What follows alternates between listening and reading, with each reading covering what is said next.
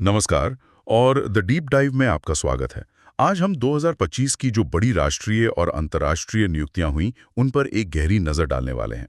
और जब मैं नोट्स को देख रहा था तो एक बात सबसे पहले सामने आई। वैश्विक स्तर पर ऐसा लगता है कि 2025 बदलाव का साल नहीं बल्कि निरंतरता का साल था। क्या ये सही आंकलन है? हाँ, मोटे तौर पर ये आंकलन बिल्कुल सही है। अगर आप दुनिया के सबसे बड़े, सबसे प्रभावशाली संगठनों को देखें, तो वहाँ एक बहुत साफ पैटर्न दिखता है, और वो है निरंतरता। मतलब कॉन्टिन्यूटी पर जोर दिया गया है। ऐसा लगता है जैसे दुनिया कह रही हो, अभी बहुत उथल-पुथल है, जो जैसा चल रहा है उसे वैसा ही चलने दो। तो चलिए इसी को थोड़ा और समझते हैं। ये पैटर्न वाकई में सोचने पर मजबूर करता है। देखिए, 1 जनवरी 2025 को संयुक्त राष्ट्र में एंटोनियो गुटरेस को महासचिव के तौर पर फिर से नियुक्त किया गया। कोई हैरानी नहीं, वो एक जाना पहचाना चेहरा है। लेकिन फिर 15 जनवरी को आईएमएफ ने क्रिस्टलिना जॉर्जिवा को मैनेजिंग डायरेक्टर बनाए रखा और ये सिलसिला यहीं नहीं रुका। बिल्कुल। इसके ठीक बाद 10 फरवरी को डब्ल्यूटीओ ने भी नगोजियो ओकोंजो-इवेला पर ही भरोसा दिखाया। फिर 15 मई को डब्ल्यूएचओ में टेड्रोस एडनॉम घेब्रेयेसस को डायरेक्टर जनरल के तौर पर दूसरा कार्यकाल मिला। और तो और 25 जून को नेटो ने भी जेन्स स्टोल्टनबर्ग का कार्यकाल बढ़ा दिया। ये कोई संयोग नहीं हो सकता। ये एक सोची समझी रणनीति लगती है। हाँ, लेकिन क्या ये स्थिरता हमेशा अच्छी होती है? मतलब कहीं ऐसा तो नहीं कि वैश्विक उथल-पुथल का बहाना बनाकर ये संस्थान जो जरूरी सुधार हैं उनसे बच रहे हैं? क्या इन पदों पर नए लोगों को, नई सोच को मौका नहीं मिलना चाहिए था? ये एक बहुत ही जायज सवाल है। देखिए, इसका एक पक्ष ये है कि जब दुनिया जियोपॉलिटिकल तनाव, आर्थिक अनिश्चितता और क्लाइमेट चेंज जैसी चुनौतियों से जूझ रही हो, तो इन संस्थानों के शीर्ष पर अनुभवी चेहरों का होना एक तरह का भरोसा देता है। इससे नीतियों में अचानक से कोई बड़ा बदलाव आ जाए, इसका खतरा कम हो जाता है। लेकिन इसका दूसरा पक्ष, जैसा आपने कहा, वो ये है कि इससे एक ठहराव आ सकता है। नई चुनौतियां नए समाधान मांगती हैं, और कभी-कभी उसके लिए नया नेतृत्व जरूरी होता है। ये एक दिलचस्प पॉइंट है कि स्थिरता को प्राथमिकता दी जा रही है, लेकिन क्या इसका मतलब ये भी है कि जो लोग बदलाव चाहते थे, जैसे अजय बंगा, उन्हें वर्ल्ड बैंक जैसी जगहों पर इसीलिए लाया गया ताकि कुछ जगहों पर स्थिरता को तोड़ा जा सके? क्योंकि 1 मार्च 2025 को अजय बंगा का विश्व बैंक समूह का अध्यक्ष बनना, ये तो एक बहुत बड़ा बदलाव था। बिल्कुल। अजय बंगा की नियुक्ति कोई मामूली फेरबदल नहीं है। ये विश्व बैंक की दिशा में एक सोचा समझा बदलाव है। परंपरागत रूप से जो गरीबी हटाओ परियोजनाएं थीं, उनसे हटकर अब फोकस सीधे सीधे क्लाइमेट फाइनेंसिंग पर शिफ्ट किया जा रहा है। ये इस बात का सबूत है कि दुनिया के सबसे बड़े वित्तीय संस्थान भी अब मान चुके हैं कि बिना जलवायु संकट से निपटे विकास असंभव है। और बंगा का जो प्राइवेट सेक्टर का अनुभव है, वो यहाँ एक नई ऊर्जा लाता है। और बदलाव की ये लहर सिर्फ वर्ल्ड बैंक तक ही सीमित नहीं रही। 5 जून को यूनेस्को की अध्यक्षता नौरा अलकाबी को मिली और 3 जुलाई को हमारे पड़ोस में सार्क के अध्यक्ष बने मोहम्मद मुइज़्ज़ू। ये दोनों नियुक्तियां भी अपने अपने क्षेत्र में एक नई दिशा का संकेत देती हैं ना? हाँ, और इसी लिस्ट में एक नाम है जिस पे शायद बहुत लोगों का ध्यान नहीं गया, लेकिन वो बहुत बहुत महत्वपूर्ण है। सुंदर पिचाई। 12 जुलाई को उन्हें वर्ल्ड इकोनॉमिक फोरम मतलब WEF में बोर्ड सदस्य नियुक्त किया गया। अच्छा। ये इस बात को पुख्ता करता है कि अब वैश्विक आर्थिक नीतियां सिर्फ वित्त मंत्री और बैंकर तय नहीं करते। टेक्नोलॉजी अब इकोनॉमी के केंद्र में है, और सिलिकॉन वैली की आवाज अब दावोस की मीटिंग रूम्स में सीधे तौर पर सुनी जाएगी। पिचाई का वहां होना दिखाता है कि AI, डेटा और डिजिटल इकोनॉमी भविष्य की नीतियों को कैसे आकार देंगे। तो एक तरफ Europe Ursula von der Leyen को यूरोपीय आयोग के अध्यक्ष के रूप में रखकर स्थिरता चुन रहा है, वहीं अपनी रक्षा रणनीति को लेकर फ्रांस जैसे देश एयरफोर्स जनरल फैबियन मैंडन को सशस्त्र बलों का नया प्रमुख बनाकर कुछ नया सोच रहे हैं।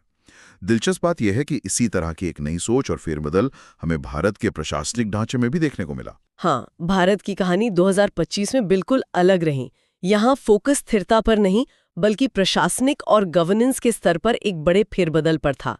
ऐसा लगा कि सिस्टम को अंदर से हिलाकर और ज्यादा, आप कह सकते हैं, चुस्त दुरुस्त बनाने की कोशिश हो रही है। इसकी शुरुआत राज्यों के शीर्ष पदों से हुई। 8 जनवरी को अंजलि देशमुख को महाराष्ट्र का राज्यपाल बनाया गया।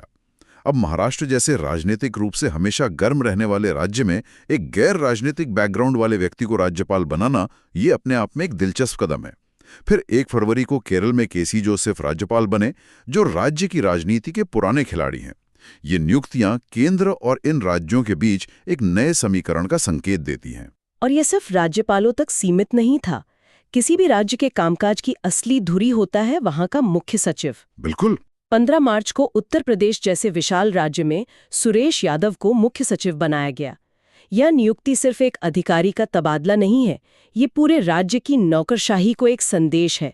मुख्य सचिव ही तय करता है कि सरकार की योजनाएं जमीन पर कैसे उतरेंगी, और उनकी कार्यशैली का असर राज्य के हर विभाग पर पड़ता है। सही कहा। और ये फेरबदल सिर्फ टॉप लेवल पर नहीं था। 12 अप्रैल को मीना बिमारी को राजस्थान राज्य महिला आयोग का अध्यक्ष बनाया गया। फिर 19 अप्रैल को माईटी और MIB मतलब इलेक्ट्रॉनिकी और सूचना प्रौद्योगिकी मंत्रालय और सूचना एवं प्रसारण मंत्रालय में 2 बहुत सीनियर लेवल की नियुक्तियां हुई। और साल के आखिर में तो एक तरह से बम्पर नियुक्तियां हुई।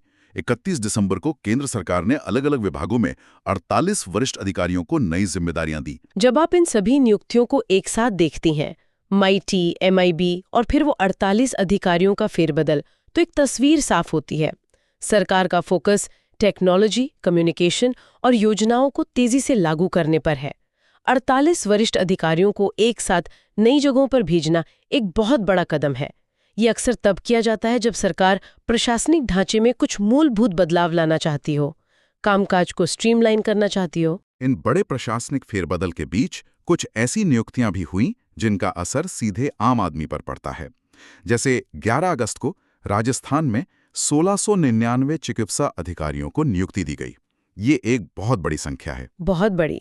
1699 डॉक्टरों की नियुक्ति का मतलब है कि राजस्थान के सैकड़ों गांवों और छोटे शहरों के सरकारी अस्पतालों और स्वास्थ्य केंद्रों में जो खाली पद थे वो भर दिए गए हैं।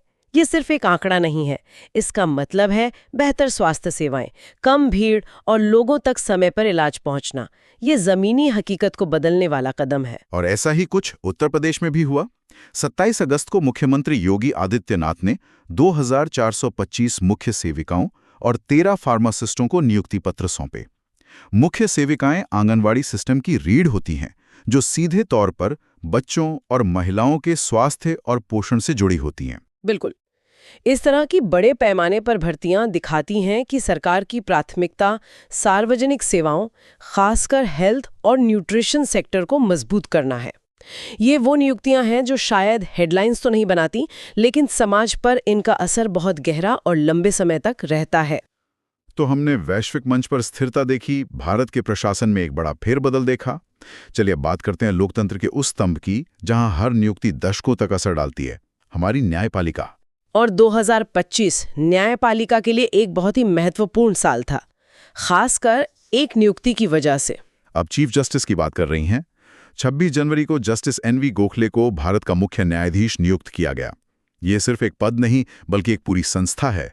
चीफ जस्टिस के आने से कोर्ट का पूरा मूड और प्राथमिकताएं बदल सकती हैं। निश्चित रूप से मुख्य न्यायाधीश की नियुक्ति हमेशा ही महत्वपूर्ण होती है, क्योंकि वो न केवल केसों की सुनवाई करते हैं बल्कि ये भी तय करते हैं कि कौन सी बेंच किस मामले को सुनेगी।